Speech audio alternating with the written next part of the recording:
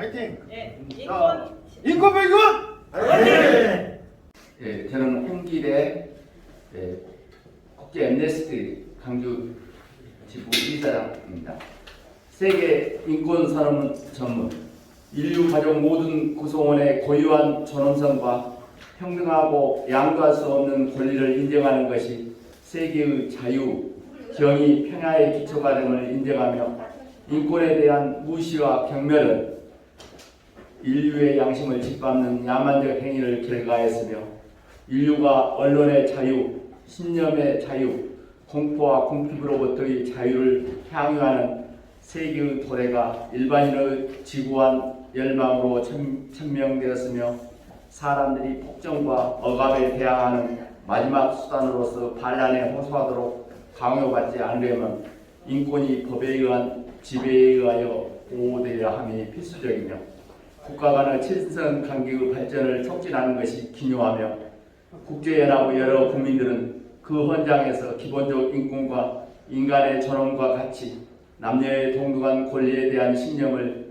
재확인하였으며 더욱 폭넓은 자유 속에서 사회적 진보와 생활 수준의 개선을 촉진할 것을 다짐하였으며 회원국들은 국제연합과 협력하여 인권과 기본적 자유에 대한 보편적 존중과 준수의 증진을 달성할 것을 서약하였으며 이를 권리와 자유에 대한 공통의 이해가 이러한 서약의 이행을 위하여 가장 중요하므로 따라서 이제 국제연합 총회는 모든 개인과 사회의 각 기관은 세계 인권 선언을 항상 마음속에 간직한 채 교육과 학업을 통하여 이러한 권리와 자유에 대한 존중을 신장시키기 위하여 노력하고 점진적인 국내적 및 국제적 조치를 통하여 회원국 국민 및 회원국 가나다의 영토 국민들 양자 모두에게 권리와 자유의 보편적이고 효과적인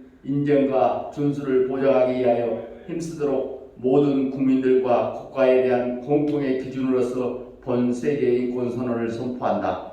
제1조 모든 사람은 태어날 때부터 자유롭고 존엄하며 평등한다. 모든 사람은 이성과 양심을 가지고 있으므로 서로에게 형제의 정신으로 대하여야 한다.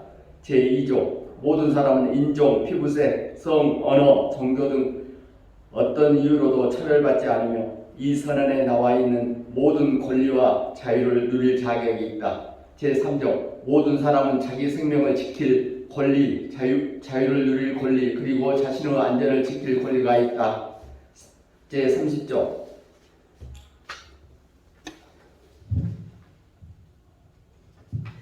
이 선언에 말한 어떤 권리와 자유도 다른 사람의 권리와 자유를 짓밟기 위해 사용될 수 없다. 어느 누구에게도 남의 권리를 파괴할 목적으로 자기 권리를 사용할 권리는 없다. 그리고 저희 엠네스티에 활동하셨던 송기숙 교수님께서 12월 5일 영면하셨습니다. 행동하는 지식으로 기억되면 영원한 안식에 드셨는데 1978년 유신교육을 정면으로 비판하는 교육지표선언, 또 대하사설, 녹두장군, 암태도 등을 리얼리즘 소설 지역사회의 역사와 민중생활을 파고들었고 리얼리 소설로 완성하셨습니다. 또 1985년에 구미 간첩단 사건으로 특히 85년 전두환 정권이 대표적인 조작 사건으로서 인권 침해 사건인데 양동화, 김성만은 그때 당시 1심의 사형, 항대건 무기, 또 강영주 무기, 이원중 징역 10년을 언도하였습니다. 그때 당시 전남대 산민투로 강주 미문화원 폭파, 조선대 학군단 무기 습격 등 제2의 강주 사태를 유발을 기도했다고 해서 이런 것을 과거 기소했던 것을 검찰의 기소 내용을 영어로 옮겨서 우리 강주 엠네스티가 영국 본부에 있는 국제 엠네스티로 보내서 양심수로 이렇게 지명을 받아서 과거에 그 재판이 끝나면 바로 사형을 집행을 했는데 사형을 집행하지 않고 그때 당시 양심수로 선언을 받아서 그분들은 최근에 무죄로 이렇게 판결을 받았습니다.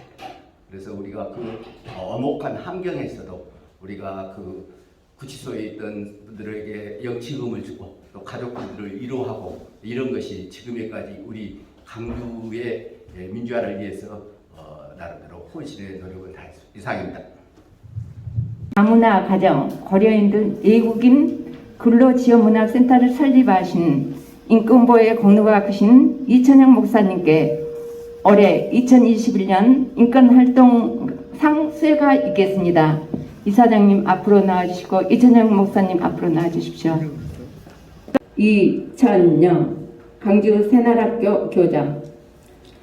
이천영 목사님께서는 강주 새날학교 교장을 역임하면서 고려인 후예들이 모여 사는 강주 고려인 마을의 한글 교육과 그들의 인권 신장을 위해서 공헌했을 뿐만 아니라 인류의 가장 아름다운 약속인 세계 인권 선언의 의미를 일깨우고 사회적 약자들에 대한 인권 보호 및 인권 신장에 헌신적인 노력을 경주하였기에 올해의 인권 활동가로 선정하여 그 공을 높이 기리고자 감사의 마음을 담아 인권상을 증정합니다. 2021년 12월 10일 사단법인 한국인권교육원 이사장 서명원.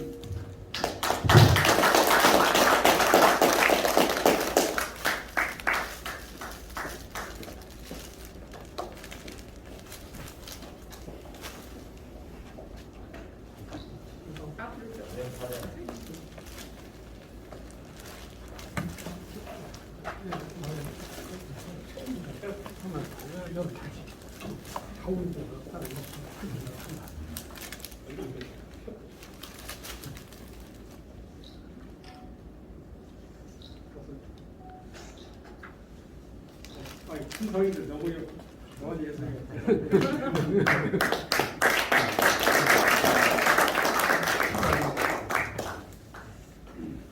네, 축하드립니다. 이것으로 인권교육원의 미래를 위하여 중단 없이 전진하는 임원님들 그리고 회원님들의 발전을 위한 1부 행사를 마치고 제2부 행사는 포럼으로 갖겠습니다. 대단히 감사합니다.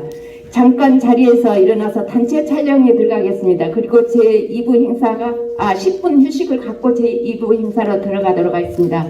사진 촬영에 협조해 주십시오. 이렇게 오늘 단체를 해주시고 토론해 주신 분들에 대해서 정말 감사한 말씀을 드립니다. 네, 중간에 우리 내려주신 촬영해 주셨습니다. 김재영 우리 교수님께서 이런 행사를 좀 보도를 할 필요가 있지 않냐, 그 말도 전적으로 공감을 합니다. 그런데 지금까지 저희들은 20년 넘게 이렇게 활동을 해오면서 그냥 좀 겸손한 이런 자세로 해왔는데, 하여튼 오늘 이런 행사는 그런 청구에서 보도를 하는 방을 찾아보겠습니다. 그리고 저희 인권교육원이 그동안에 이렇게 자체적으로 이렇게 행사를 해왔는데, 금년에 지금 이완생입니다만은 한국인권교육원.k에 대한 홈페이지를 개설했습니다. 이걸 좀 지금 이완생인데 오늘 행사까지 넣어서 다음 주 말경에는 인권교육원에서 홈페이지를 운영하려고 하니까 그때쯤 한번 봐주시면 좋겠습니다. 예, 그리고 좀 늦게 또 오신 분이 이렇게 계시는데, 뒤에 계시네요. 이정재 총장님 또 아까 전에 최순적 회장 선생님 우리가 했어요. 아까 선생님이 아까 빠졌는데 이 총장님도 오래만에 오셨으니까 일부 멘트로 한 말씀 하겠다. 특별히 배려를 한 겁니다. 네.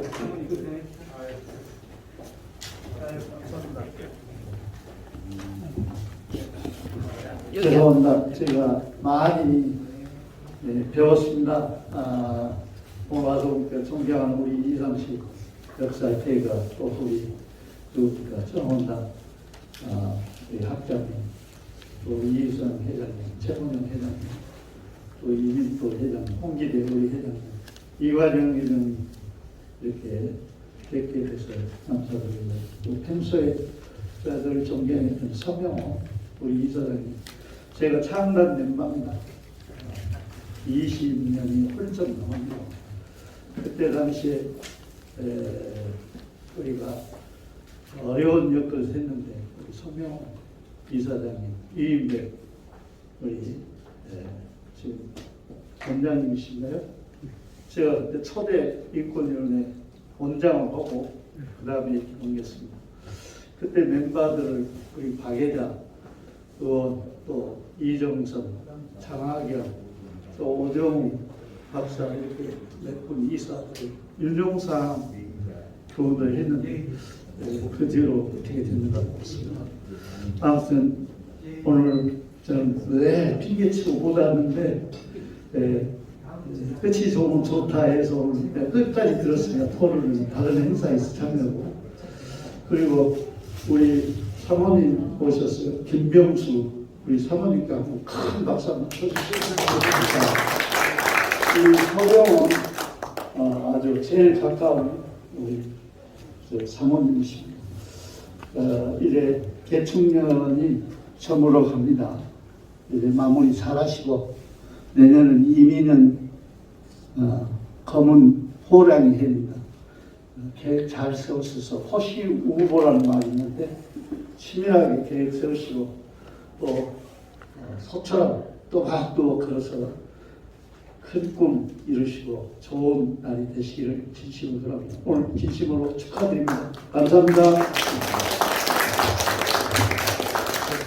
하고 말씀 드리겠습니다. 바로 옆에 식당 이름이 뭡니까? 지금 이연? 올능이 식당에 식사를 준비했습니다. 한 번도 빠짐없이 이렇게 해주시고요. 뭐 시골 유래니까 코로나도 조심해 주시고 오늘 다시 한번 오늘 발제와 토론을 맡아주신 분 정말 감사합니다. 오늘 이로써 앞으로 토론 기념식을 마치겠습니다. 감사합니다. 이렇게 다시 마이크를 잡았습니다. 제가 인권상을 받은 자격이 안 되는 게 있어서 제가 정말 너무 송구스럽고요. 제가 별 한 일도 없고 그런데 이렇게 귀한 상을 주셔서 정말 너무 감사드립니다. 앞으로 이 상을 받은 것을 기회로 정말 이 더 힘들고 어려운 사람들을 더 돕는데 열심히 노력할 거고요. 또 광주에 이렇게 정착한 우리 고려유동고 자녀들과 또 그 후손들이 이 땅에 당당한 권리를 가지고 살아갈 수 있도록 국적도 회복하고 또 영주권도 갖고 비자가 없어서 이렇게 쫓겨나는 일이 없도록 저희가 남은 인생 최선을 다해서 돕도록 하겠습니다. 감사합니다.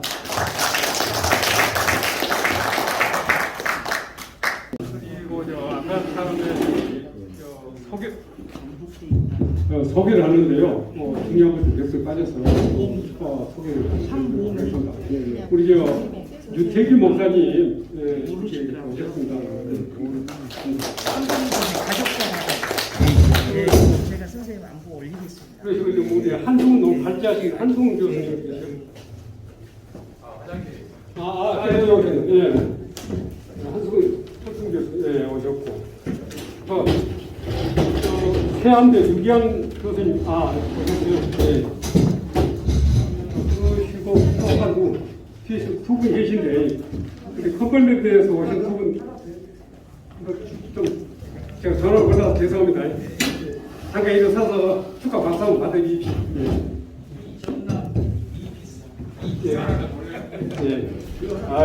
감사합니다. 일을 하다 보면 이렇게 들 때가 있습니다. 감사합니다. 단상을 좀 정리하는 사이에 잠깐 휴식을 좀 취하시고요. 한 5분, 10분 있다가 진행하도록 하겠습니다.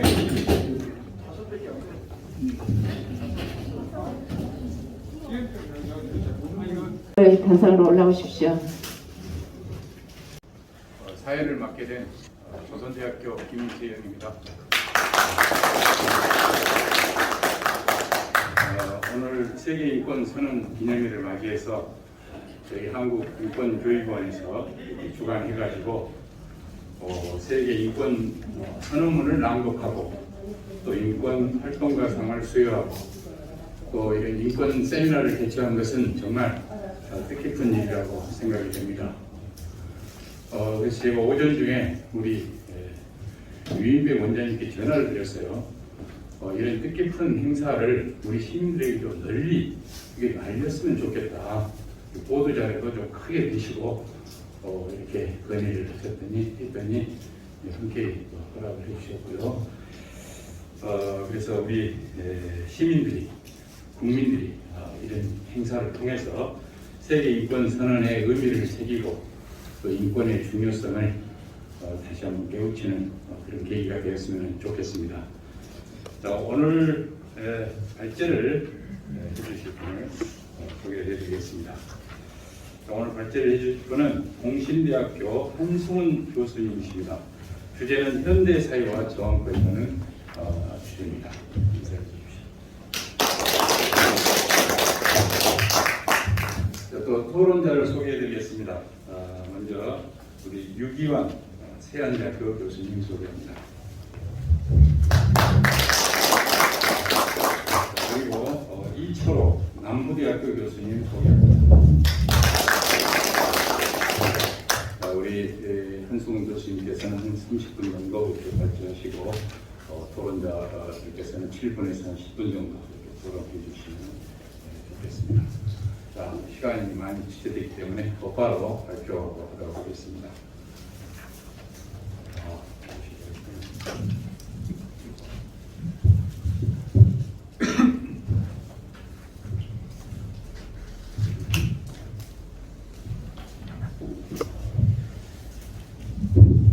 안녕하세요. 저는 동신대학교 경찰행정학과에서 근무하고 있습니다. 한승훈입니다. 인사드리겠습니다.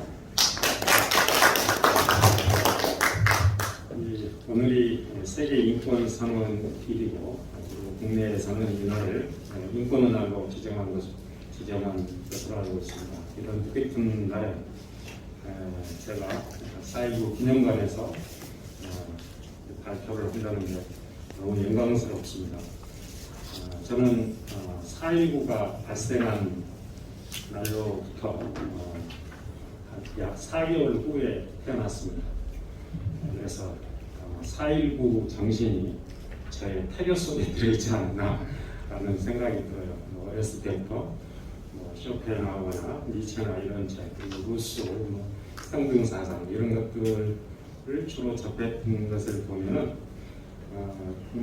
반한 것이 조금 스며 있지 않았나 이런 생각을 해보는데 그 원인이 바로 4.19 정신을 이어받았지 않았나 이렇게 생각해요. 그래서 저는 특별히 이 기념관에서 이렇게 발표하게 된 것에 대해서 제 일생 일대 아주 중요하고 굉장히 의미 있는 그런 시간이 되리라고 생각합니다.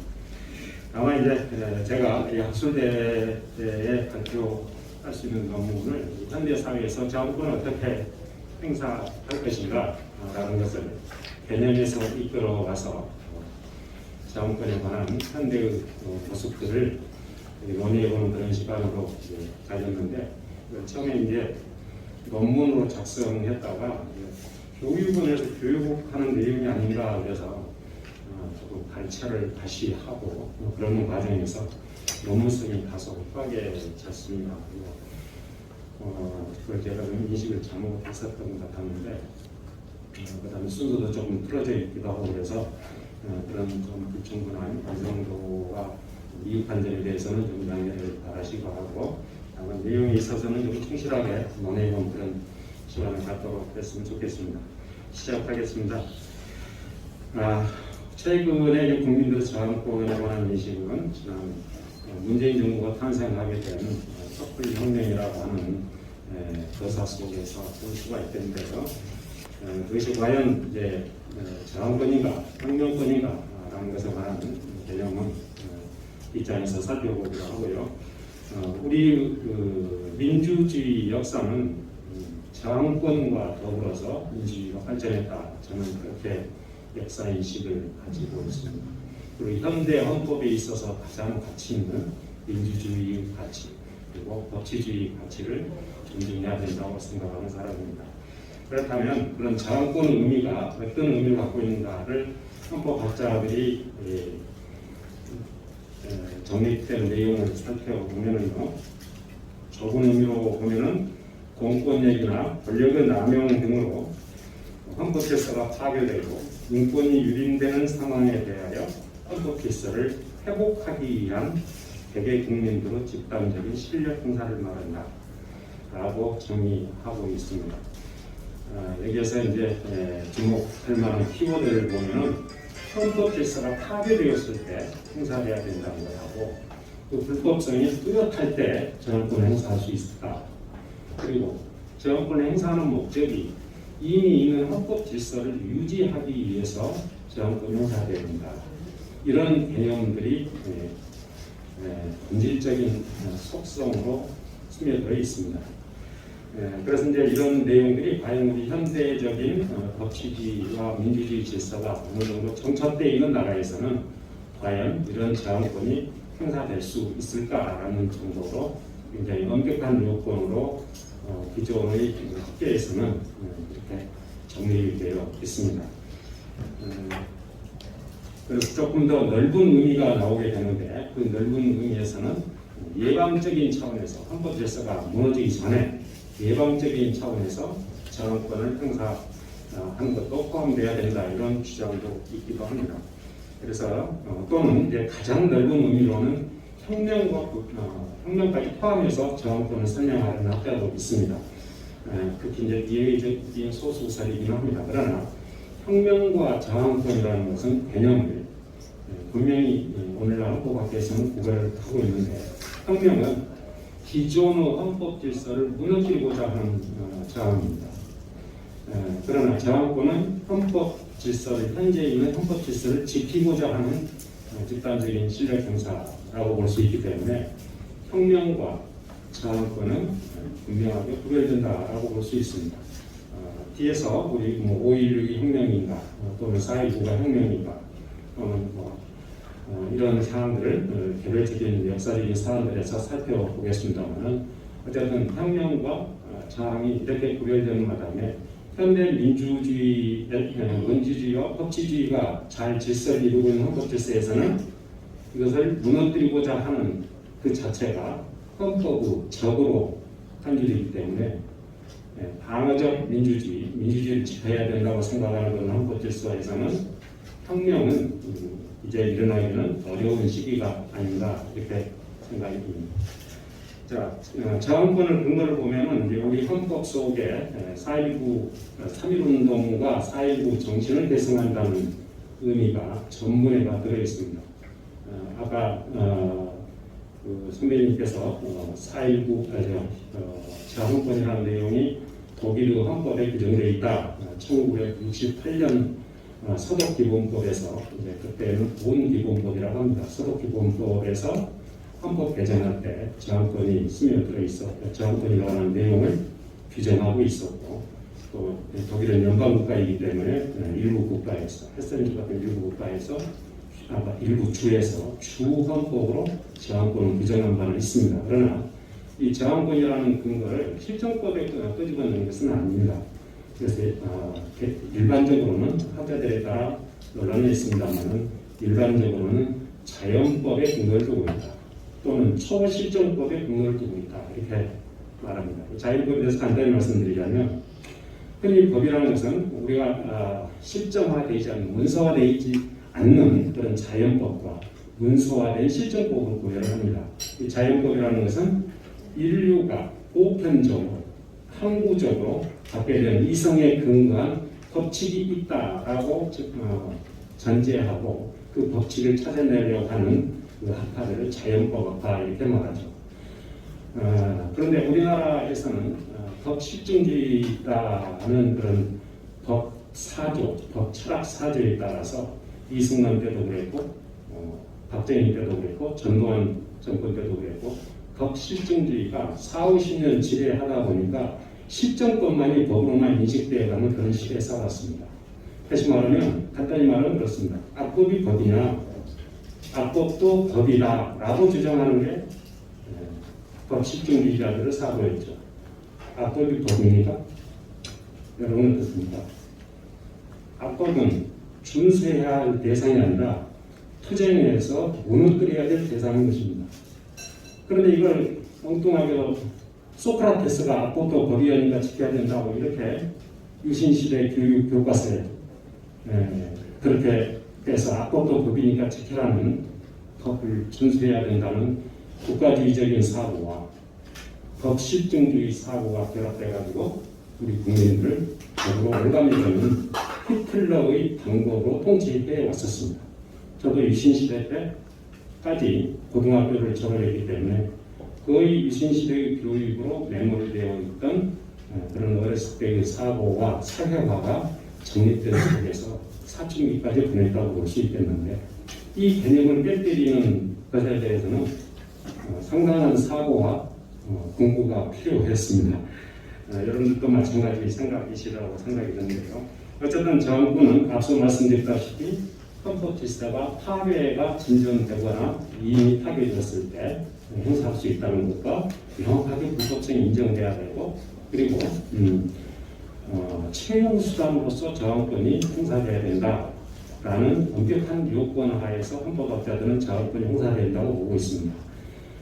그 헌법학자들은 우려는 저항권이 만연이 되게 되면은 국가에 대해서 혼란이 오게 될 거라는 것을 염려하는 것이라고 볼 수 있죠.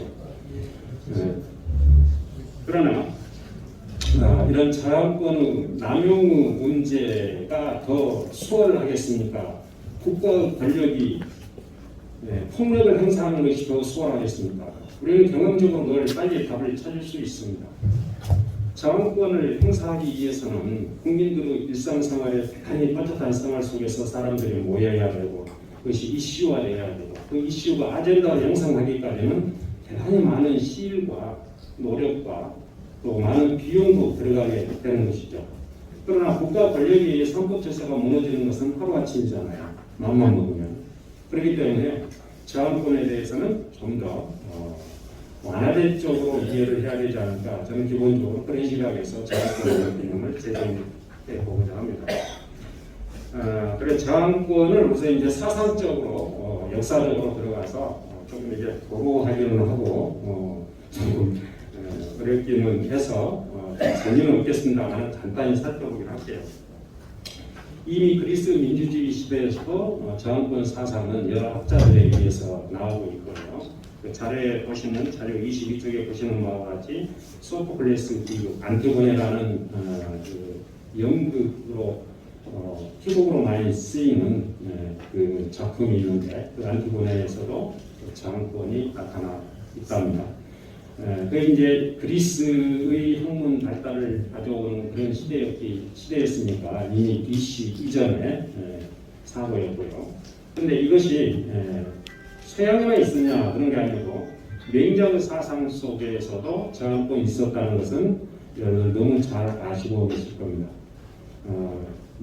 드라마를 통해서 많이 소개가 됐었죠. 그래서 정도전이 왜 고려를 그대로 회복하려고 한 것이 아니고 고려를 무너뜨려버리고 이성계를 왕으로 해서 역성혁명을 일으키는데 동조했었는가. 그로부터 정몽주와 친구인 정몽주와 정도전이 극적으로 대립하게 되는 그런 양상을 우리 역사적 사실을 잘 알고 계실 것입니다. 바로 정도전 사상이 맹자의 그런 저항권 사상에 기반을 하고 있다고 볼 수 있습니다. 그래서 어쨌든 이 저항권 사상은 동서양을 막론하고 동양이건 서양이건 고금을 막론하고 저항권이라는 것은 인정되어 왔던 것입니다. 그래서 저항권은 이런 실정법에서 규정하고 있지 않다 하더라도 아까 말씀드린 대로 자연법적인 그런 근거를 가지고서 인정되고 있는 권리이기도 합니다.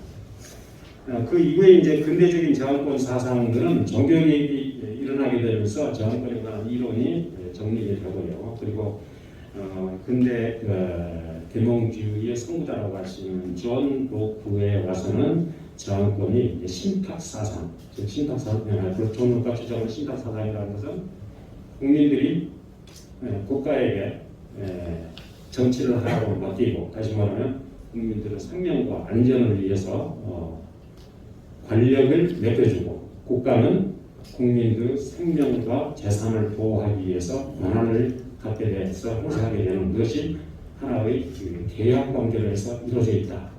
또는 신탁 관계가 이루어져 있다. 신탁이라는 그 신은 신, 가드가 아닙니다. 믿을 신자입니다. 믿고 맡긴다는 그런 의미입니다. 그런 신탁 이론에 의해서 국가에 관한 그 사상을 펼칩니다.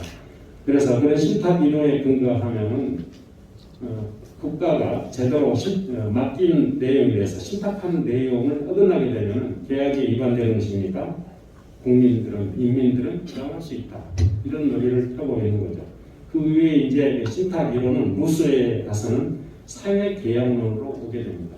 사회계약론은 만인과 만인은 투쟁 상태에서 국가가 없다면 개인과 개인 간의 투쟁 상태에서 사람들이 자신들의 안전을 보호하기 위해서 어떤 국가라는 권력을 만들어서 국가에게 맡기고 그로부터 국민들은 보호를 받는 그런 계약이 만들어졌다. 태어날 때부터 그렇게 계약이 만들어져 태어난다 이렇게 보는 겁니다. 근데 여러분들 계약서 쓴 적 있으십니까? 국가하고 그런 계약서 쓴 적 없잖아요. 어디까지나 의제적인 그런 내용입니다. 그런데 이제 이게 오늘날의 대의제 민주주의 사상을 일으키게 되는 근간이 되는 것이죠.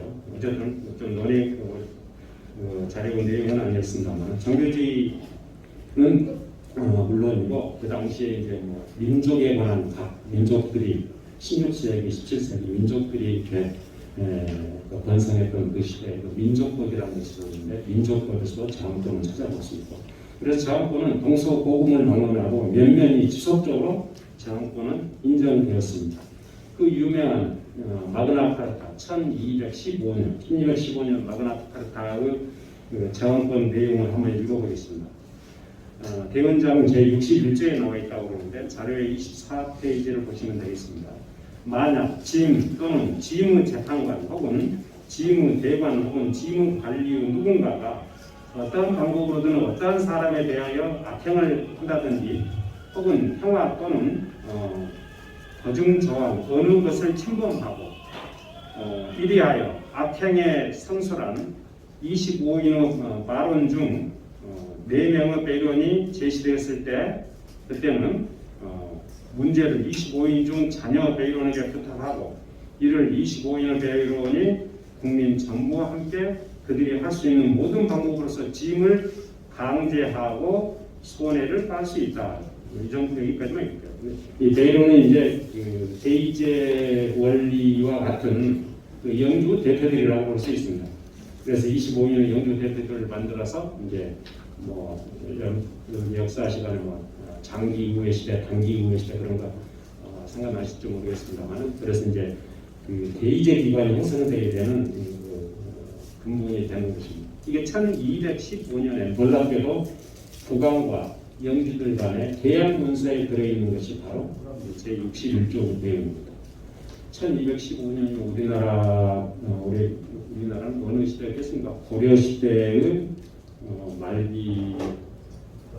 말기까지는 아니더라도 고려 중기쯤 이런 되는 시기였는데 그때 이런 대헌장이 만들어졌다는 것은 서양인들은 자원권 의식 그리고 위민 의식이 대단히 뿌리 깊게 나타나지 않나 생각이 듭니다. 칸트에 있어서는 조금 자원권이 약화되거나 합니다. 칸트는 국가 자체를 덕으로 보고 국가 자체에 대한 정당성을 덕과 함께 인정하려는 그런 주의이기 때문에 자원권에 대해서는 부정적인 입장으로 나오고 있습니다. 그러나 국가 절대주의를 주장하는 홉스마저도 자원권은 이건 천부적인 자율권 권리다 이렇게 보고 있습니다. 그래서 자율권 제1법칙으로서 홉스가 내건 것은 25쪽 자료에 보면요 모든 수단을 동원하여 자신을 방어하라. 두 번째 인간은 평화가 그리고 자기 방어가 보장되는 한 또 다른 사람들도 다 같이 그렇게 할 경우 만물에 대한 이러한 권리를 기꺼이 포기하고 자신이 타인에게 허락한 만큼의 자유를 타인에 대해서 갖는 것으로 만족해야 된다. 그러니까 자유가 충돌할 경우는 내가 허용받은 만큼 다른 사람에게도 허용돼야 된다. 이런 원리가 들어있습니다. 그래서 첫 번째의 자연법으로서 주장하는 것은 모든 수단을 동원해서 자신을 방어하라고 하고 있습니다. 물론 이제 군주의 위법한 행위에 대해서 당연히 포함되는 것이고요. 그래서 이런 서양의 권리들이 현대에 와서 라드부르크, 거기로 유명한 이제 법 철학자이신데요. 이분도 처음에는 이제 실정법만이 법이다 이렇게 주장하는 그런 쪽에서 이제 논지를 하다가 나중에는 자연법의 중요성에 대해서 인식하게 되고 자연법에 근거한 저항권은 인정돼야 된다 이렇게 주장했습니다. 우리 현대에 지금 살아있는 사람이죠. 존 롤스 정의론 속에는 다소 이제 저항권이 약화되어 있는데 그 이유는 미국의 존 롤스는 미국에서는 저항권이라는 개념보다는 시민 불복종 운동이 훨씬 현대화되면서 정착되어 있습니다. 그래서 시민 불복종 운동을 주장을 하면서 저항권에 대해서는 다소 회의적으로 보고 있습니다. 그런데 이제 미국의 시민 불복종 운동이 뭔가 하는 것은 다시 뒤에서 살펴보기로 하겠습니다.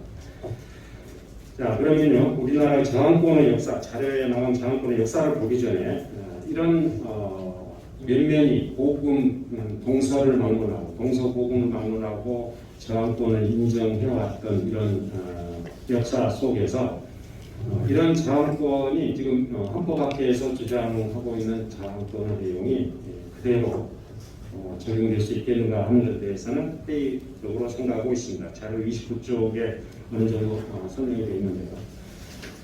저는 현대의 그 까다로운 저항권이 행사되기는 매우 어렵다. 그리고 행사된다 하더라도 이미 헌법 질서가 무너져 있는 상황에서는 독재 권력에 의한 독재가 횡행하고 있기 때문에 매우 행사가 실효성이 없다라고 보고 있고 또한 엄청난 비용이 들게 된다라는 차원에서 저항권 개념을 조금 변화시켜야 된다 이렇게 생각하고 있습니다.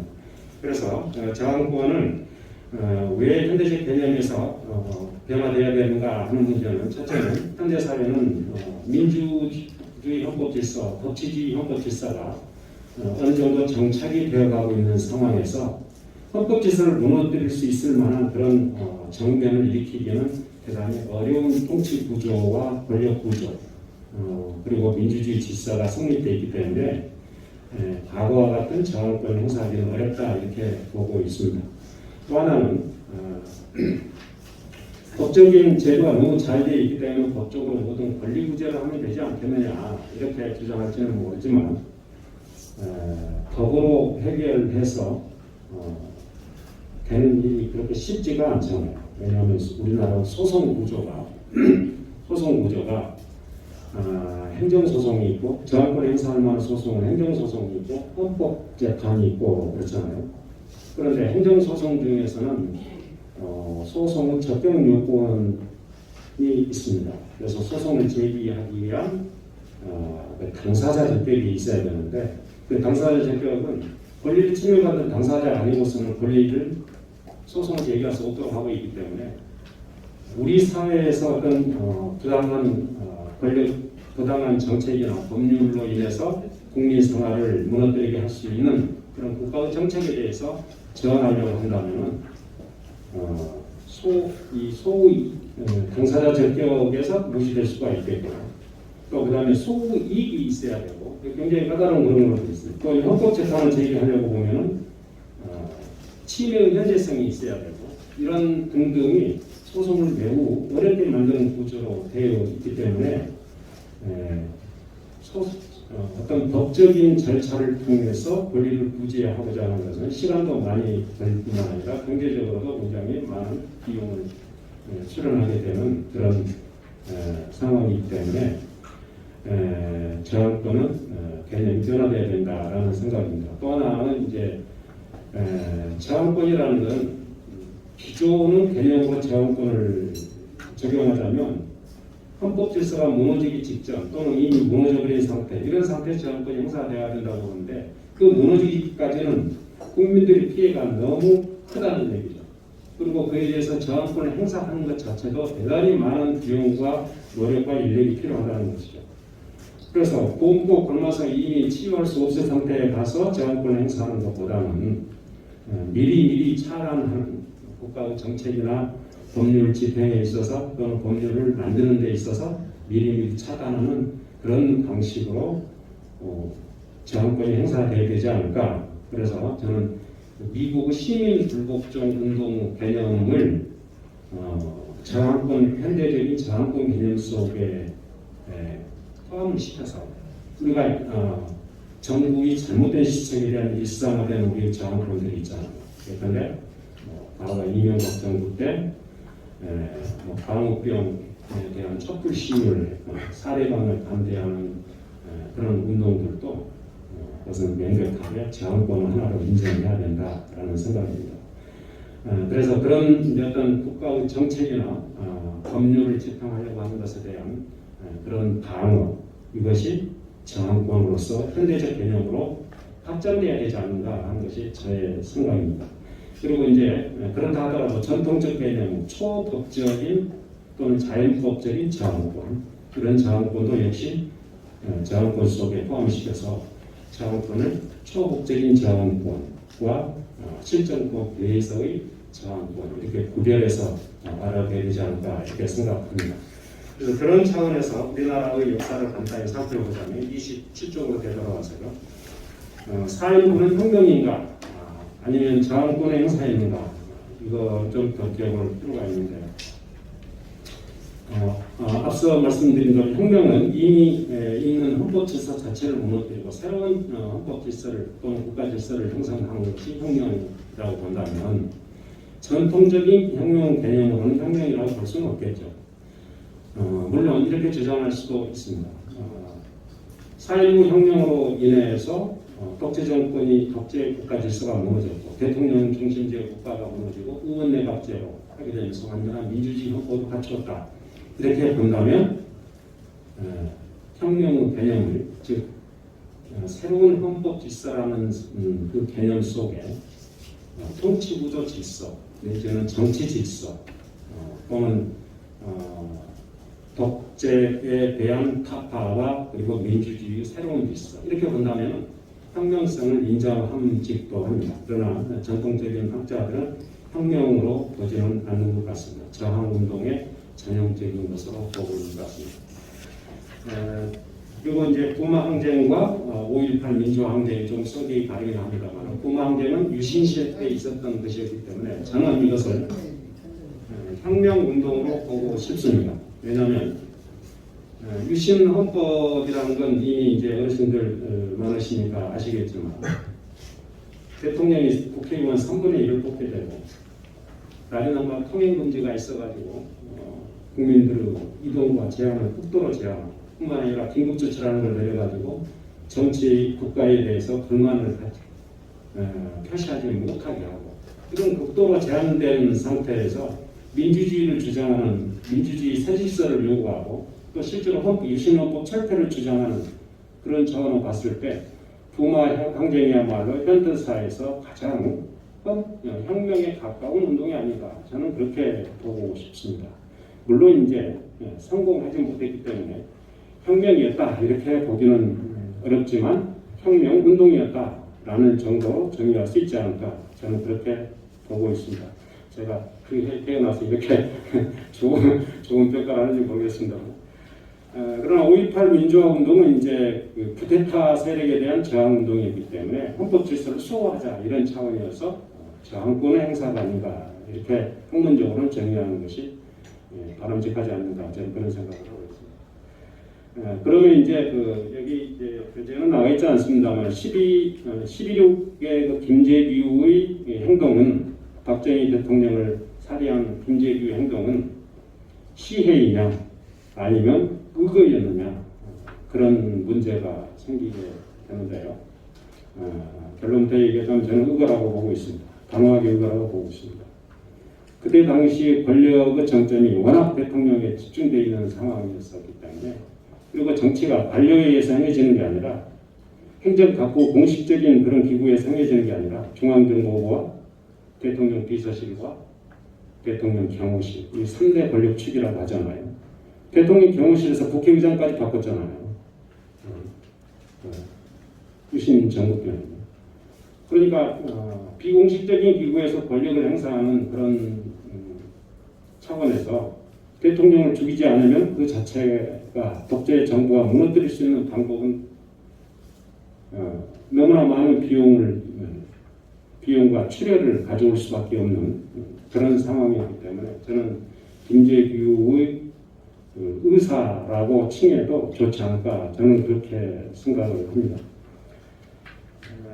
뭐 여타의 상황에 대해서는 이제 여기 많은 식견들이 계시는 선생님들 많이 계시니까 간단히 언급만 해뒀습니다. 참고만 하시고요. 그래서 현대에 있어서 그러면 마지막으로 이제 생활 속의 저항권을 어떻게 실천해야 될 것인가 하는 것에 대해서 우리가 생각해 볼 필요가 있는데 홉스 말처럼 저항하라. 국가의 정책이나 부당한 법률, 예컨대 과거에 한국 땅에서 했던가요? 테러 방지법인가 만들어서 국민들을 얼가매려는 그런 시도가, 흉큼한 시도가 있었죠. 그런 것에 대해서 저항하는 것들, 이런 것도 저는 저항권 속에 포함시켜야 된다라고 생각을 합니다. 이것을 이제 미국의 롤스 개념으로 보자면 뭐 시민 불복종 운동이라고 이렇게 볼 수도 있겠죠. 그러나 저항권 개념을 넓게 확장해서 생각한다면 이것도 분명히 저항권이라고 봅니다. 그래서 우리가 인터넷에 댓글을 달아서 의사를 표시하는 것도 넓은 의미의 저항권 속에 포함시켜야 된다라고 생각합니다. 그렇다면 저항권을 이렇게 넓게 하는 법적인 구별의 실력이 있느냐 하는 것을 이제 실정법 학자들은 이미 많이 따지게 되는데 엄밀하게 말하면 법적인 실력은 없습니다. 다만 우리가 개념을 명확하게 하고 그 개념으로부터 우리의 행동 양식을 변화시키고 한다면 훨씬 더 발전된 그런 사회로 갈 수 있지 않을까 이런 생각입니다. 그다음 넓은 의미의 저항권이 권리구제이지 어떻게 저항권이냐? 그럼 저항권과 권리구제의 차이점이 뭐냐? 이것에 대해서는 이렇게 보고 있습니다. 자료에는 나와 있지 않습니다. 권리구제는 자기 이익을 위해서 엄격한 소송 요건에 의해서 행사되는 것이고 저항권은 정의를 위해서 공동선을 위해서 행사될 수 있는 것이다. 이렇게 보는 겁니다. 그러니까 공동선을 위해서 행사하는 것이기 때문에 권리구제 절차로서만 소송 구조 속에서는 친구의 불의를 위해서 같이 동조한다. 이런 것이 인정될 수가 없잖아요. 소송 구조에서는. 그래서 이런 것을 넓게 저항권으로 봐야 되지 않을까 그런 생각입니다. 좀 시간을 지키느라고 충분히 전달 됐을지 모르겠습니다만은 이런 정도로 해서 결론은 뭐 각자 내려주시는 것으로 하고요. 결론만 간단히 내리자면 민주주의는 피를 먹고 자라는 나무다. 이렇게 토마스 제퍼슨이 얘기했다고 그럽니다. 그런데 우리나라 유신헌법에 항거해서 서울대 농대생이 유신헌법에 항거하는 의미로 자살하는 현장에서 민주주의는 피를 먹고 자란 나무다라고 외치면서 자기 심장에 칼을 꽂아서 자살했던 그런 의사가 있었죠. 그분이 바로 이 김상진 씨라는 서울대 농대 당시에 3학년이던가 4학년이 그 정도 됐었는데 그런 의미를 우리가 다시 한번 새겨보는 시간으로 가지면서 그런 마무리하겠습니다. 부족하다면 여기까지 마치겠습니다. 네, 한승 교수님 수고하셨습니다.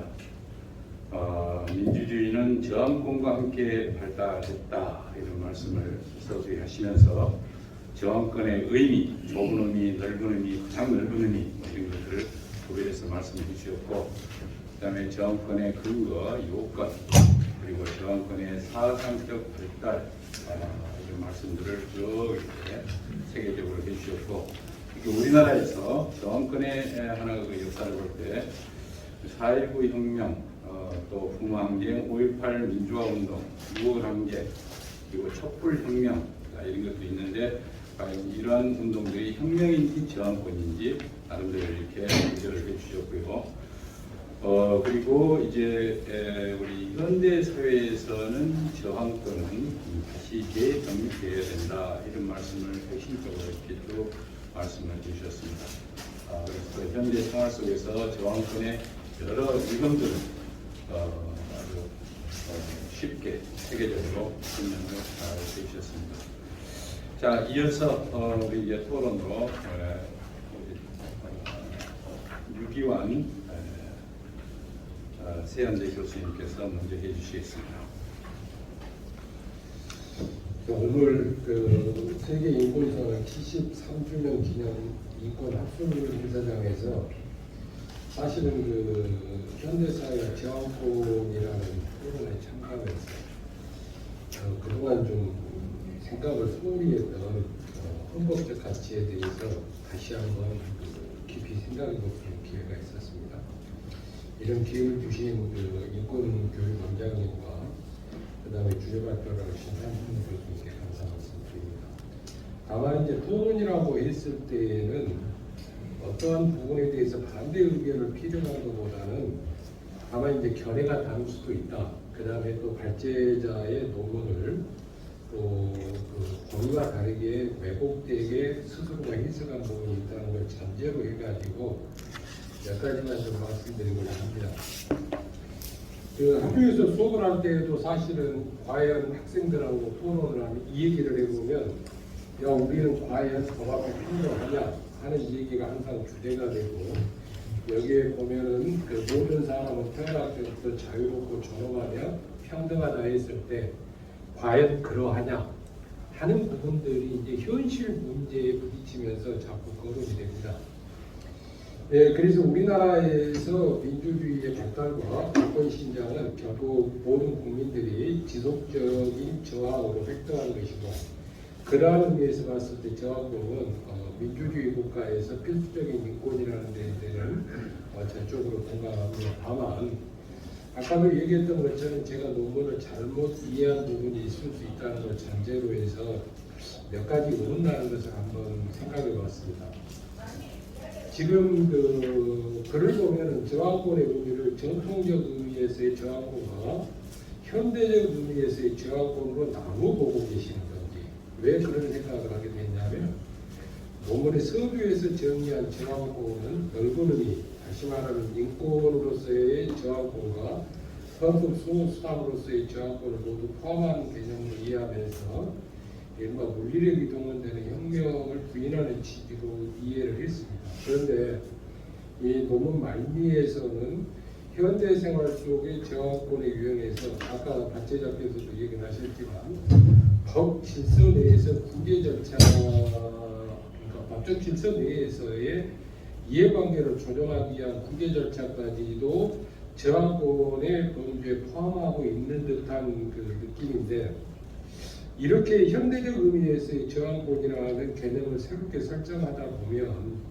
어떤 의미로 보면 이제 초법규적이라고 하는 저항권의 의의 자체 또는 그러한 저항권에 대한 논의 자체를 혹시 유명무실하게 할 가능성이 있지 않느냐 굉장히 조심스럽게 생각해 봅니다.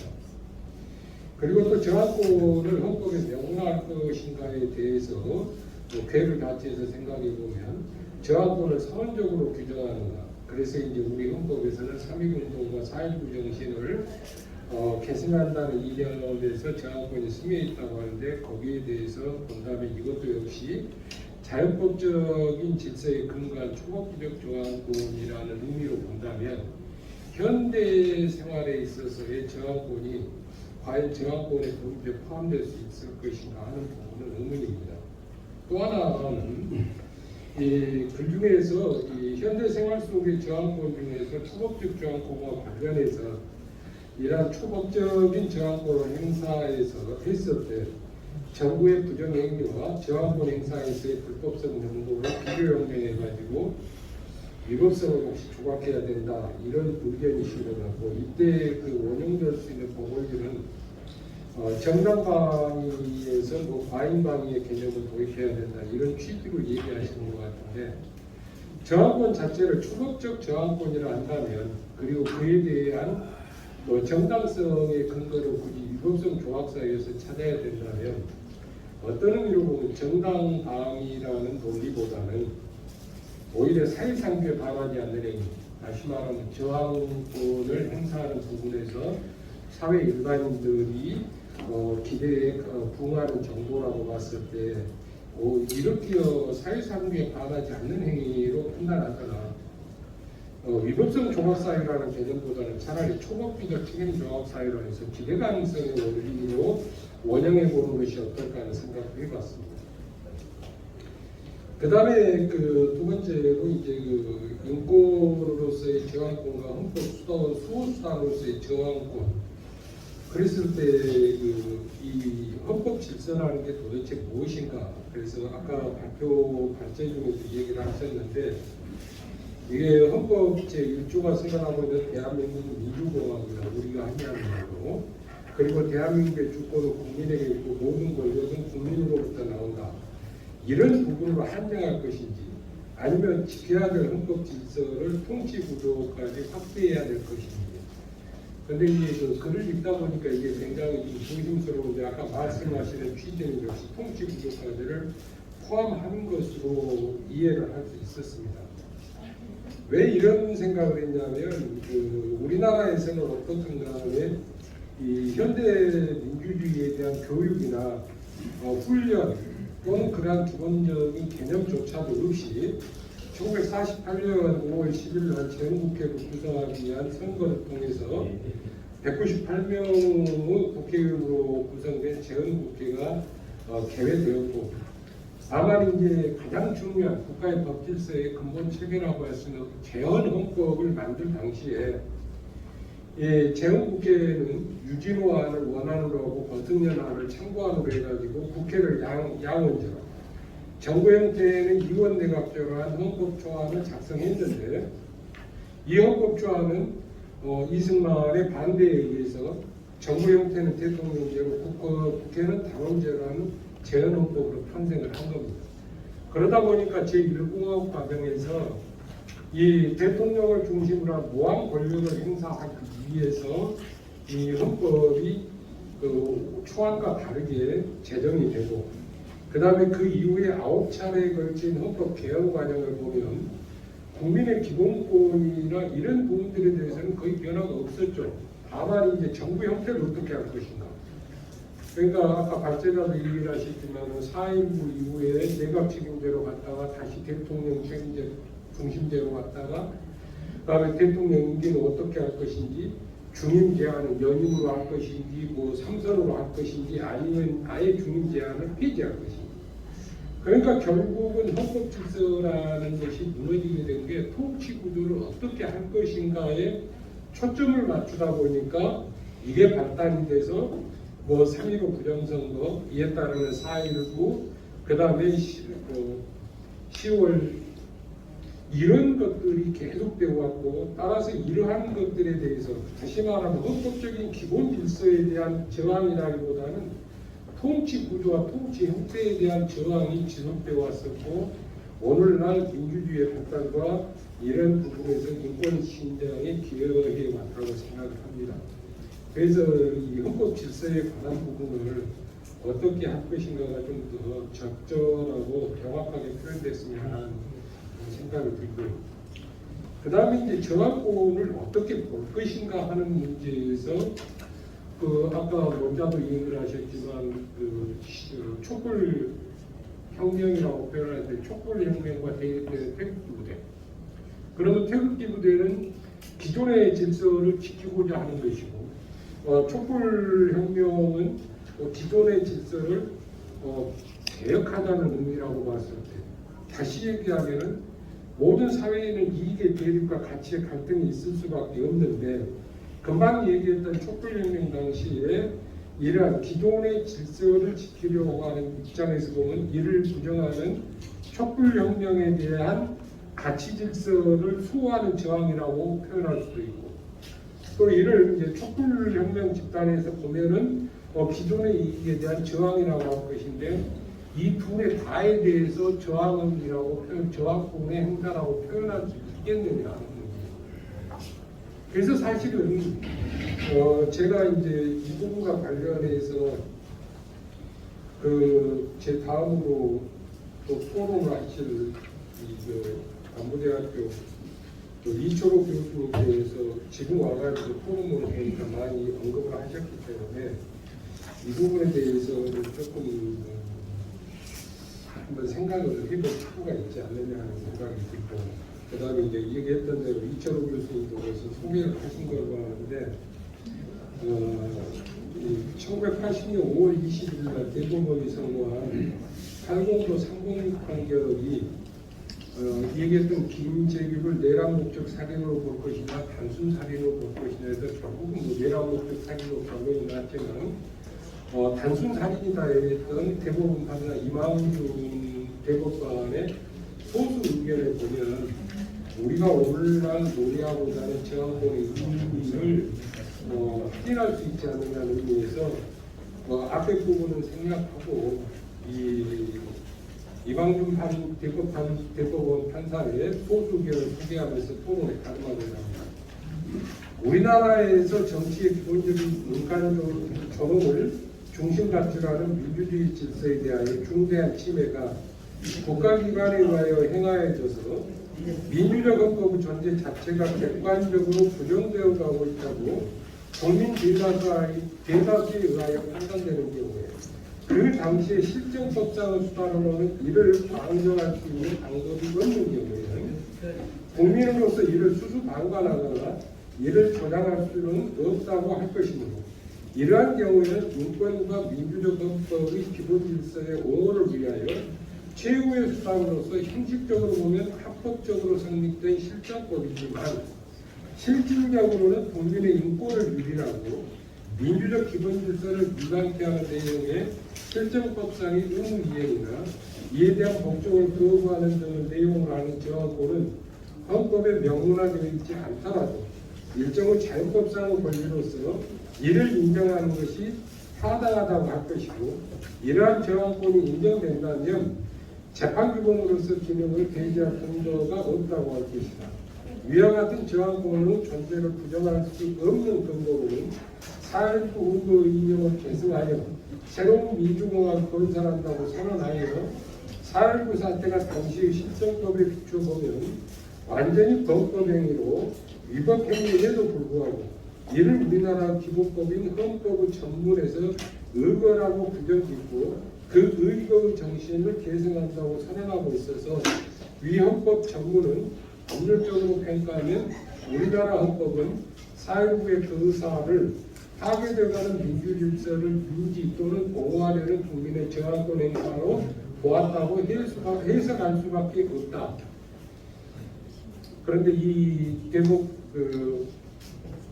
이만준 대법관은 그래가지고 결국은 이제 사표를 내고 미국에 가셔서 얼마 안 있다가 돌아가신 걸로 알고 있습니다. 그래서 저는 조금 발표를 하신 우리 교수님과 아까도 말씀드렸지만 견해가 다를 수는 있다. 차이가 있을 수는 있고 자칫 제가 오늘 이 자리에서 이렇게 발표하신 걸 듣기 전에 원고만 읽었을 때는 제가 좀 잘못된 해석을 할 수 있었다는 걸 전제로 몇 가지 의견을 말씀드려봤습니다. 감사합니다.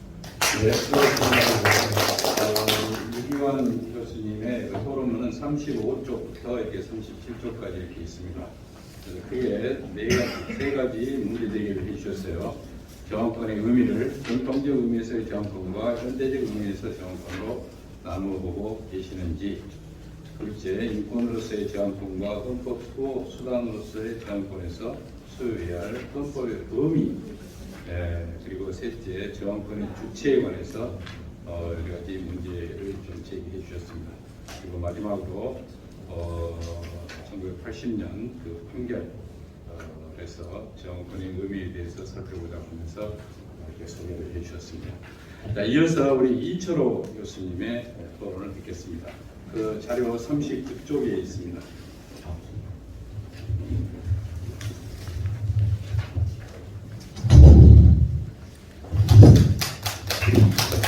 조금 전에 소개받은 남부대학교 이철호입니다. 저는 이제 경찰행정학과에 재직하고 있는데 전공은 헌법입니다. 오늘 이 자리에 와서 우리 서명원 이사장님은 오래전에 제 이제 은사님과 같이 배웠고 또 제 은사님들과 같은 시대에 활동을 하셨던 우리 전남대에 계셨던 우리 정한담 선생님 오늘 오래간만에 배워가지고 또 정한담 선생님 안부를 여쭙던 전북대에 계시다 활동하시는 이제 가족부 포주제도 폐지 운동하셨던 한봉희 선생님이 또그 항상 이야기를 하셨는데 오늘 이 자리에 와서 또 뵙게 돼서 감회가 새롭고 제가 그 선생님을 뵈면 꼭 선생님 안부 올리도록 하겠습니다. 오늘 이제 이 뜻깊은 자리에서 토론을 하게 돼서 정말 감사드리고요. 그 한승훈 교수님이 현대사회와 저항권 잘 읽었습니다. 기본적으로는 저 한승훈 교수님하고 같은 입장이고요. 저항권 이런 부분에 대해서 또 사상적으로 잘 정리해 주셨기 때문에 학술적으로 의미 있는 그런 논문 작업을 해주셨다 이렇게 말씀을 드리고요. 다만 기본적으로 이제 이 발표문에 보면 그 현대사회와 저항권에서 법질서 내의 저항권이란 이런 표현을 쓰고 계신데 그것도 한 교수님도 발표하시면서 권리 구제 절차라고 이야기를 하셨고 근데 이제 저는 개인적으로 그 법적 투쟁인데 굳이 그걸 그런 저항권이라고 하는 용어를 쓰는 게 맞나 하는 걸 한 번 더 재고를 해봐야 된다 이런 입장을 가졌고요. 특히 이제 발표하시면서 그 권리 구제 절차에서 재판 진행의 어려움이라든가 원고 적격이라든가 이런 어려운 점이 있는 것도 말씀을 하셨습니다. 근데 그 부분은 우리가 저항권 이전에 어떤 우리나라 재판 과정이라든가 소송 구조 또 한편으로는 우리 법조인들의 그런 어떤 의식 구조 이런 것이 선행돼야 되는 것이 아닌가 이런 생각을 했습니다. 특히 오늘 행사 시작 전에 우리 원장님께서 이야기하신 1985년 구미 간첩단 사건 그 재심 말씀을 하셨고 관련됐던 강영주 선생이라든가 기타 이런 분들이 재심에서 무죄를 선고받았던 그런 걸 제가 기억하고 있습니다. 근데 이제 왜 그 말씀을 드리냐 그러면 우리 유경환 교수님께 이야기하셨듯이 저항권의 가장 핵심은 1980년 김재규 내란음모 사건에서 그 대법원 소수 의견이었던 이망준 대법관이라든가 그 김윤행, 민문기, 서윤홍 이런 대법관들이 소수 의견을 냈습니다. 근데 그 저항권에 대한 기본적인 이론은 이 소수 의견이 집약하고 이게 지켜진다라고 하면 받아들였다라고 하면 그 획기적인 판결이다 이런 입장을 가지고 있습니다. 또 한 가지 왜 그 아까 그 구미 간첩단 사건도 이야기를 했느냐 그러면 그 이망준 대법관 등 이런 분들이 그 당시 그 김재규 내란음모 사건에서 소수 의견을 제시하고 그 다음 사표 전두환 신군부 세력에 의해서 사표 종용을 받습니다. 그냥 단순하게 사직서를 낸 게 아니고 신군부 세력들이 자기들의 구미에 맞지 않는 그 의견을 제시했다라는 이유를 들어서 강압적으로 사표 제출을 종용하고 사표 제출 후에 이제 이분들이 그 다음날 사표가 수리됩니다.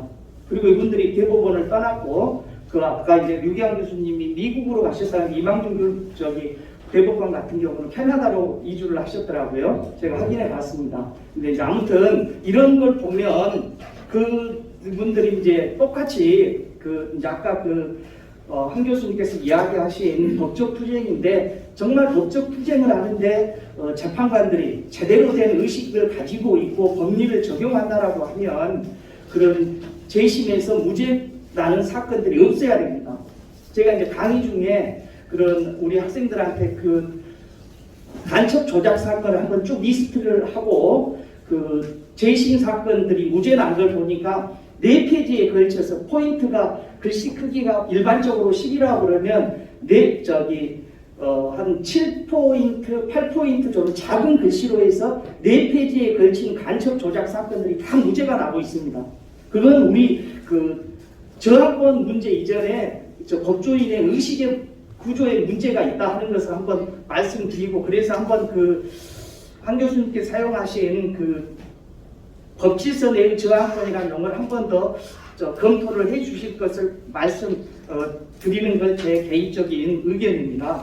그 다음에 이제 한 가지 더 말씀드리면은 4.19 사건의 정명, 이름을 어떻게 정할 것이냐, 의거로 볼 것이냐, 혁명으로 볼 것이냐, 이게 이제 논란이 있는데, 저는 이제 개인적으로 그 4.19 혁명이라고 하는 용어를 저는 쓰는 게 합당하다고 봅니다. 왜냐 그러면 4.19라고 하는 게 우리 이제 이 장소가 뜻깊은 자리인데 3.15 그 부정선거, 3.15 의거의 연장선상에서 그 어떤 시민들의 초창기에는 그 4.19가 부정선거에 대한 항의로 시작을 해서 어떻게 보면 오늘날 시민 불복종 측면에서 볼 수 있고 더 나아가서 이승만 정부의 종말 그리고 이승만의 하야 그 다음에 망명 그렇게 하고 그 이후에 제2공화국 헌정 체제가 새로 열리고 변혁을 가져왔기 때문에 결과론적으로 그 헌법 제정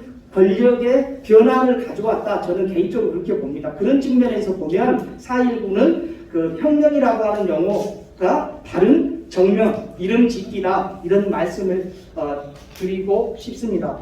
그 다음에 이제 보면 우리 이제 4.19 이후에 이제 또 그 오늘 또 한승훈 교수님께서도 이야기했듯이 5.18 강주 민주화 운동을 어떻게 볼 것이냐 저항권 행사라고 저도 공감을 합니다. 이 부분은 그 당시 전두환 신군부가 헌법 그 권력 공백기 11.6 박정희 피살 사건을 기화로 해서 권력 공백이 생긴 부분을 비집고 들어와서 군사 12.12 군사 반란 5.17 계엄 확대 조치를 통해서 그 우리 강주 시민들의 그 민주화 운동을 무력으로 진압을 하고 결과론적으로 군사 쿠데타와 군사 반란 세력들이 헌법 질서를 파괴한 겁니다. 자, 그런 거에 대한 저항이고 헌법 질서를 수호하고 국민 주권을 지키기 위한 그런 관점에서 보면 결과론적으로 강주 5.18 민주화 운동도 저항권의 일환이다. 이렇게 평가를 해야 된다. 이런 말씀을 드리겠습니다. 그 다음에 이제 아까 유기환 교수님 이야기했는데 이제 2016년 우리가 촛불 시위 또 논자에 따라서는 촛불 혁명이라고도 하는데 여기에 대해서도 우리가 한 번 더 생각을 해봐야 되는데 이것은 박근혜 당시 대통령이 뭐 어떻든지 간에 헌법 질서 내에 탄핵 제도를 통해서 우리 권력자를 추방한 겁니다. 그러니까 이것은 어떻게 보면 이제 헌법 질서 내에서의 어떤 그 국정을 농단하고 헌법 질서를 위반한 그런 권력자를 쫓아내는 거기 때문에 어떻게 보면 헌법 수호 운동이라고 보는 게 맞고 이거에 대한 이제 그 이름을 어떻게 지을 것이냐 한 번 더 고민을 해야 될 부분이 있다. 그다음에 한 가지만 더 말씀드리면 저항권하고 이제 시민 불복종인데 결과론적으로 이제 우리가 오늘 이야기한 저항권이라고 하는 것은 민주적 기본 질서를 수호하는 겁니다. 그러니까 이제 우리 발제자인 한승훈 교수님께서는 헌법 질서가 파괴된 이후에 그걸 다시 회복하려면은 많은 비용과 희생이 따르기 때문에 그 전에 어떤 저항권을 인정해야 되는 거 아닌가 이런 걸로 저는 이제 이해를 했습니다. 아무튼 간에 저항권의 목적은 민주적 기본 질서를 수호하는 거다 하는 것을 우리가 잊어서는 안 되고 결과론적으로 이 저항권 행사는 다른 방법이 없을 때 마지막 최후의 수단으로서 저항권이 행사되는 거다라고 하는 것을 우리가 잊지는 않아야 됩니다. 근데 다른 방법이 있는데 저항권을 자꾸 상시화한다 하는 것은 아닌 것 같아요. 제가 이제 이해하는 부분은 그 부분이고 아무튼 간에 이 저항권은 최후의 수단성이다라고 하는 부분 헌법 질서 아까 이제 헌법 질서라고 하니까 자꾸 어려워지는데 이거 민주적 기본 질서라고 이해하면 됩니다.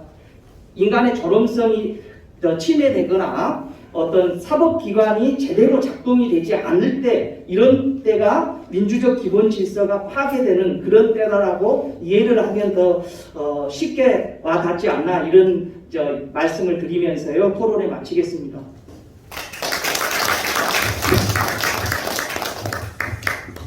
네, 이철호 교수님 수고하셨습니다. 헌법 전공자답게 체계적으로 토론도 잘 작성해 주셨고 내용도 아주 깊이 있게 잘 작성해 주신 것 같습니다. 자, 시간이 많이 지체됐기 때문에 우리 대표자께서 두 분의 토론 먼저 답변해 주시고 또 플로어에서 혹시 궁금하신 사항 있으면 물어봤고 답변하면서 그렇게 순서를 하겠습니다. 네, 제가 모두에서 말씀드렸듯이 이 공모는 단체 속에 만들다 보니까 두 분 선생님께서 지적해 주신 그런 오해가 생겼습니다. 당연한 오해이고 잘 지적을 해주셨어요. 아주 예리하게.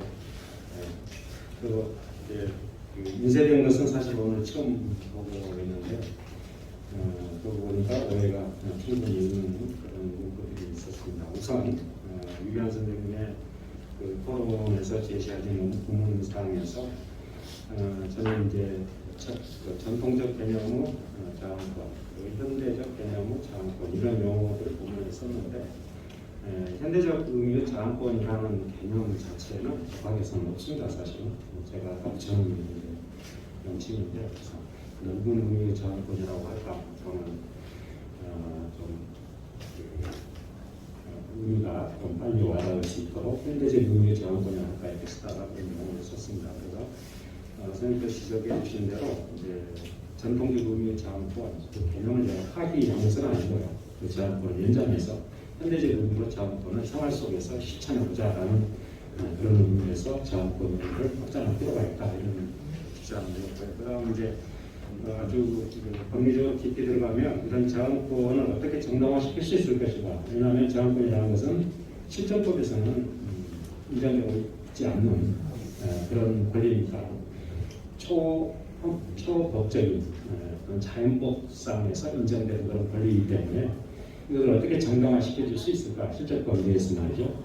이것에 대해서 형법상은 이제 저는 정당방위로 생각해서 유법성 조각사회입니다. 정당방위고 유법성이 조각하는 이유로서 정당방위인데 유경 선생님께서는 정당행위로 주장을 하셨습니다. 그런데 지금 생각해 보니까 정당방위라는 건 부정에 대한 부정적인 행사거든요.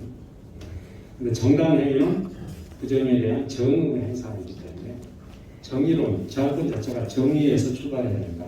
공동선은 공동 정의를 철학적으로는 담고 있기 때문에 정당 행위로 유기한 선생님이 주장하시는 것이 오히려 더 자원권에 관한 의의와 정의에 더 부합하지 않을까 그런 생각이 듭니다. 그건 좀 더 제가 연구를 해봐야겠지만 다만 이제 책임 조각 사이로 가버리게 되면 이것은 구성요건과 유복성을 갖추는 행위이기 때문에 책임 조각 사이로 가버리면 그건 조금 정당 행위 저항권으로 인한 행위 자체를 너무 과속한 위법성을 전제로 하는 것이기 때문에 바람직하지 않는 것이 아닐까 이런 생각은 좀 들긴 합니다. 그것은 뭐 좀 더 깊이 연구를 필요한 내용이라 제가 단언하지는 못하겠습니다. 그다음에 이제 좀 우리 헌법 원리에서 저항권이 인권으로서 저항권이냐, 헌법 수호의 수단으로서 저항권이냐 이런 학설상 논란이 전통적으로 제기되어 있습니다. 그런데 우리나라의 다수선자인지는 모르겠어요. 이철 교수님 잘 아실 텐데 양자를 다 포함한 개념으로 다시 말하면 자신의 권리에 대해서도 제한할 수 있는 권리, 헌법 수호를 위해서도 제한할 수 있는 권리, 이것까지도 넓은 의미로 봤을 때 이 두 가지가 모두 수용될 수 있지 않을까 이렇게 생각을 합니다. 그리고 이제 그런 정도면 이건 선생님은 이제 질문이 하나가 남았는데 촛불혁명과 태극기, 촛불부대와 태극기 부대를 어떻게 봐야 되냐 하는 겁니다. 저항권이라는 게 이제 불법의 명백성 하에서 헌법 질서가 무너지고 있을 때 초법적인 수단으로 행하는 것이다. 그런데 촛불혁명은 초법적인 수단은 아니었습니다. 사실 적법적인 절차 내에서 질서를 잘 지키고 그래서 외신에서도 많이 관심을 갖게 되고 그래서 알고 있는데 근데 그것에 대해서 부정행위가 정당하다고 주장하는 태극기 부대 그것은 이제 사실관계로 증명해야 될 수밖에 없을 것 같아요.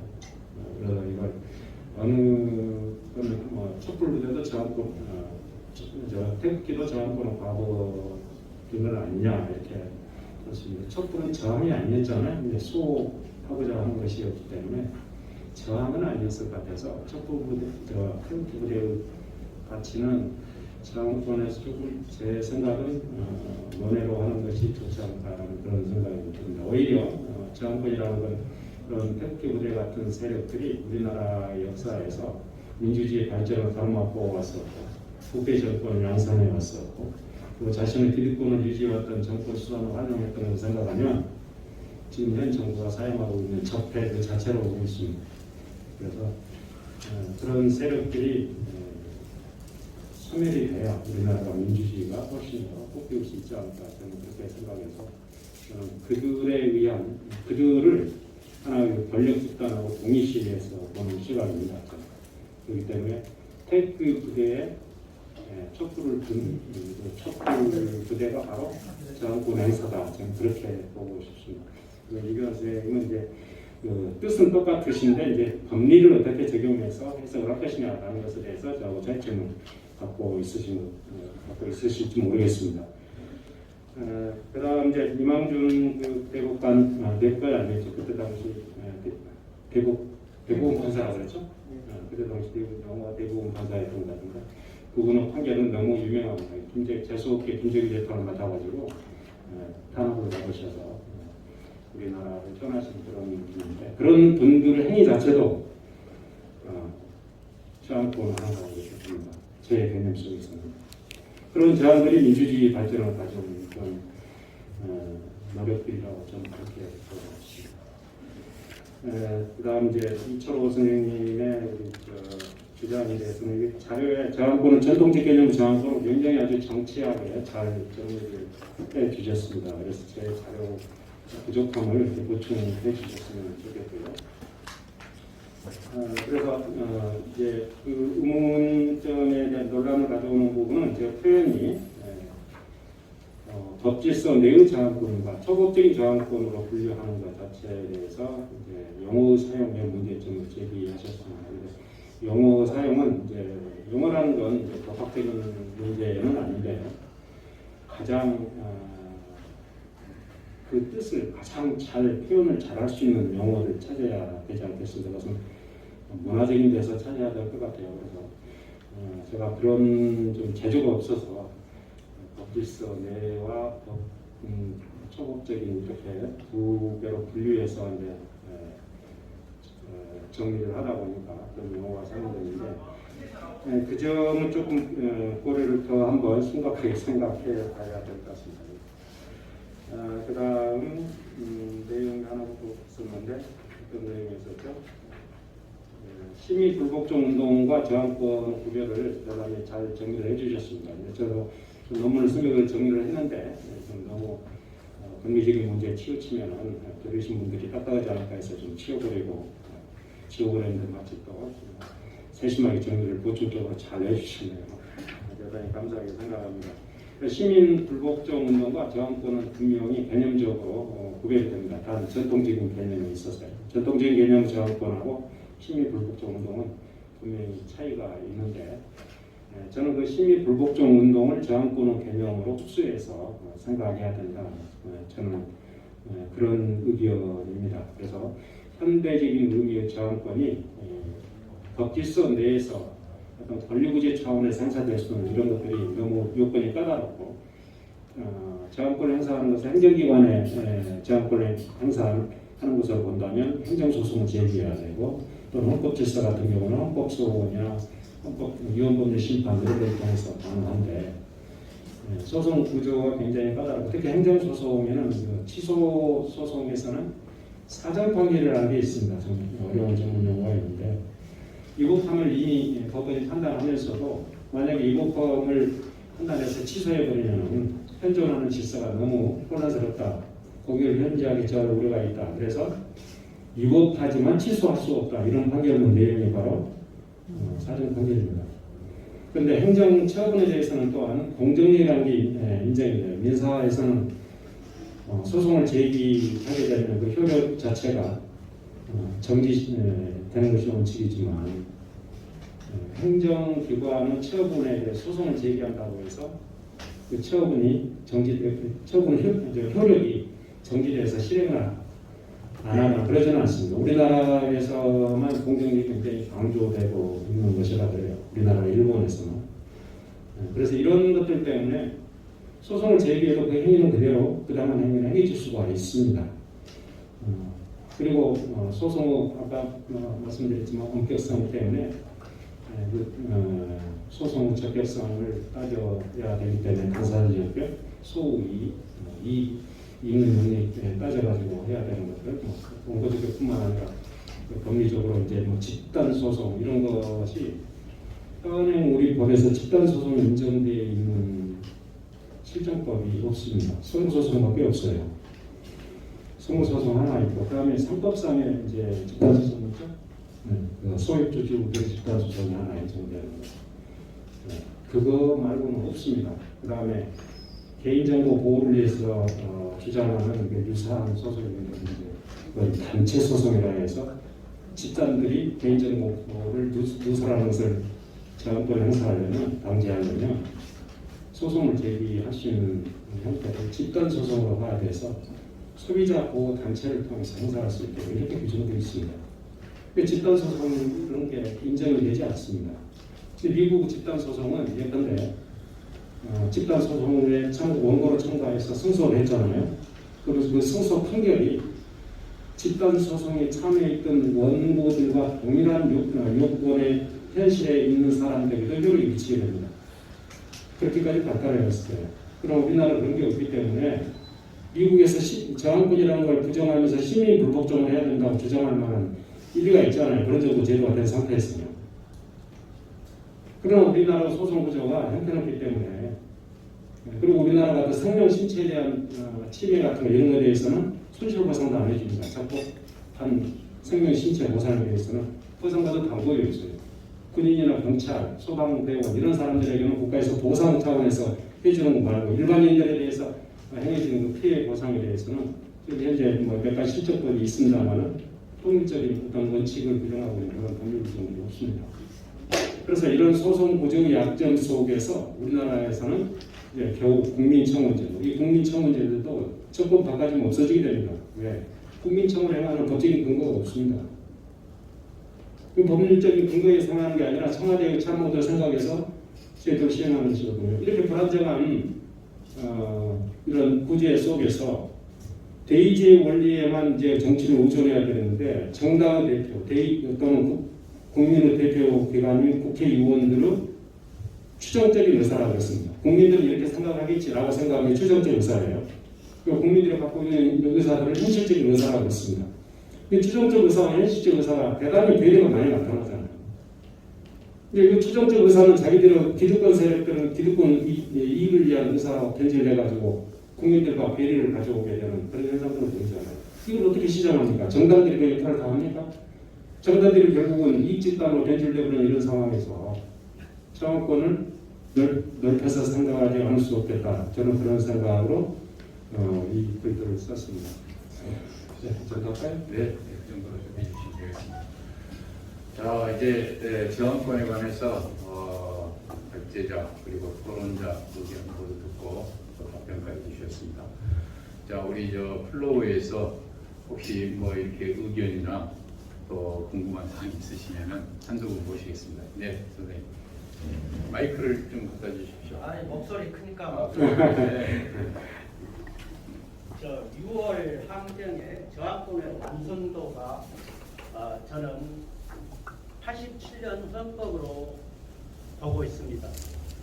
이 촛불, 저는 지금 현재 촛불 혁명이 아니라 촛불 시위라고 생각하는데 촛불 혁명이 되기 위해서는 그 완성도를 저는 어떻게 됐든지 간에 문재인 정권을 스스로도 촛불을 많이 이야기하고 이러고 있는데 문재인 정권의 촛불에 대한 저항권으로 봤을 때 그 완성도는 어느 정도 되고 이 안의 완성도는 차기 정권이 무엇을 하여야만이 촛불을 저항권으로 승화시킬 수 있겠는가에 대한 한 교수님의 고견을 부탁드립니다. 저한테 질문이셨군요. 촛불 혁명은 학문적으로 보면은 토론 교수님께서 지적하신 바대로 준법적인 그 시위 운동, 시민 불복종 운동 그런 정도로 볼 수 있다고 하겠는데, 그 촛불 혁명의 완성도는 이제 대통령 탄핵으로 끝나는 것은 아니잖아요. 그래서 민주주의에 대한 열망이 이끌어야 그것이 충분히 정치권에 전달돼서 민주주의와 인권이 보장될 수 있는 그런 체제로 나가야 되는데, 우리는 이제 정당 정치 내에서, 의회 정치 내에서 정치를 해야 되니까 대통령 마음대로 뭐 할 수 있는 건 뭐 그런 나라가 아니잖아요. 대통령이 갖고 있는 권한이 있고, 또 정부 여당이 갖고 있는 권한이 있고, 또 권한이 있다 하더라도 야당의 의사를 소수자 의견을 존중해야 되는 것이 민주주의 원리고, 그렇다 보니까 그 추진이 이제 생각대로 안 되는 것 같아요. 그런데 이제 제 생각은 저도 이 정부에서 개혁을 추진하려고 할 때 기득권 세력들이 그렇게 저항이 만만치 않게 이렇게 강하게 나오리라고는 저는 정말 상상도 못했습니다. 왜냐하면 전두환 정권 이후에 노태우 정권, 적어도 김대중 정부나 노무현 정부까지만 하더라도 기득권 세력들이 적극적으로 태극기를 들고 거리로 나오는 경우는 거의 없었습니다. 별로 없었습니다. 그리고 이렇게 규모도 크지 않았고, 그런데 이번에는 다르더라. 그래서 기득권 세력들의 저항에 대한 그런 것이 국회의원 180석까지는 안 되고 200석 넘겨야 그 힘을 받지 않을까. 어쨌든 정당 정치 질서 내에서 민주주의를 파괴하면서 민주주의를 세울 수는 없잖아요.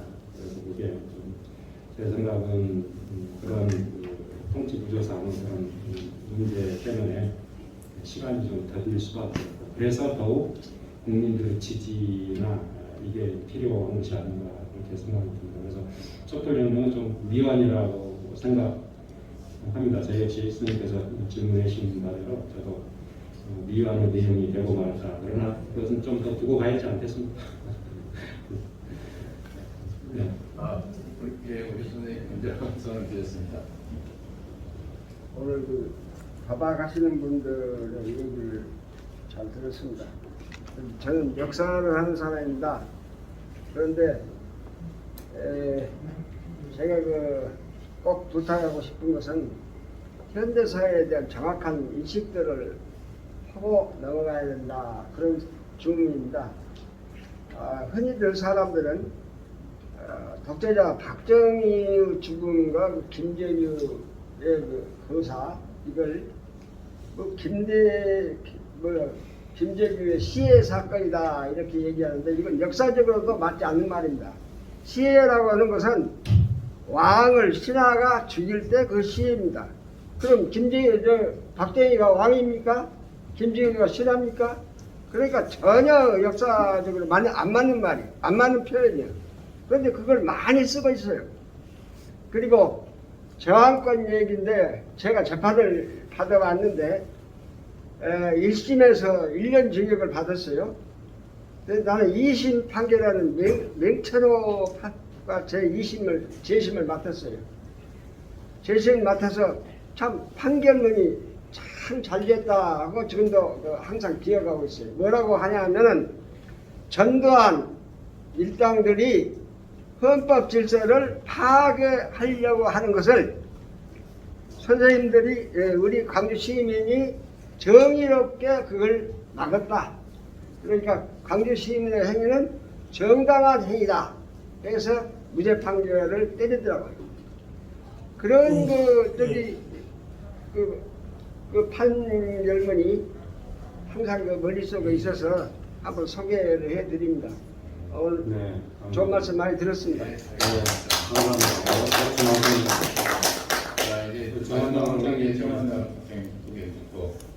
오늘 처음으로 이렇게 광범위한 쟁점에 관한 다양한 논의를 보고 이 중에서 하나의 방향, 이 기준이라고 결론 내리는 것은 너무 조그맣게 역사를 폐쇄하는 것이 아니냐 하는 느낌이 들었습니다.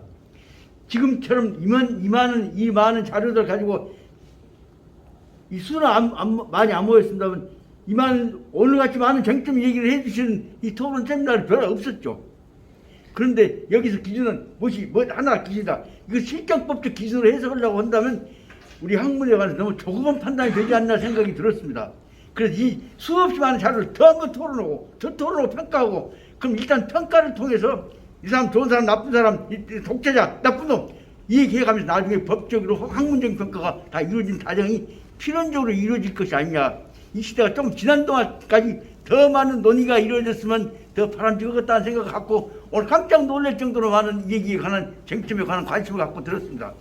오늘 결론 딱 이렇게 내는 문제에 대해서는 마음속으로 가지시고 말로만 이렇게 이걸 아니면 안 된다 결론을 안 내실 만치 여유를 갖고 봤으면 우리 이 다음에 하는 인권선 모임에서는 더 큰 발전의 계기가 될 것이 아니냐 싶어서 감사하다는 말씀 들어 이런 말씀 올립니다. 감사합니다. 가분한 칭찬을 주실 것 같습니다. 혹시 뭐 마지막으로 한 말씀만 한 분만 모시겠습니다. 우리 4.19 민주혁명은 1960년 4월 19일 날 자유당 독재정권과 부정선거를 비탄하면서 그때는 학생 대모하겠습니다. 그런데 엄연히 헌법에도 3.15와 4.19 민주혁명이라고 헌법에도 지금 되어 있는데 오늘 우리 한 교수님께서 저항이냐 혁명이냐 그걸 가지고 자세히 설명을 해 주셨습니다만 4.19 그때 데모는 지금 현재까지도 반드시 4.19 민주혁명 민주주의 초석을 깐 우리 대한민국의 세계 4대 혁명에 들어갈 정도로 민주혁명입니다. 그렇게 앞으로는 결론을 내려주십시오. 저항이 아닙니다.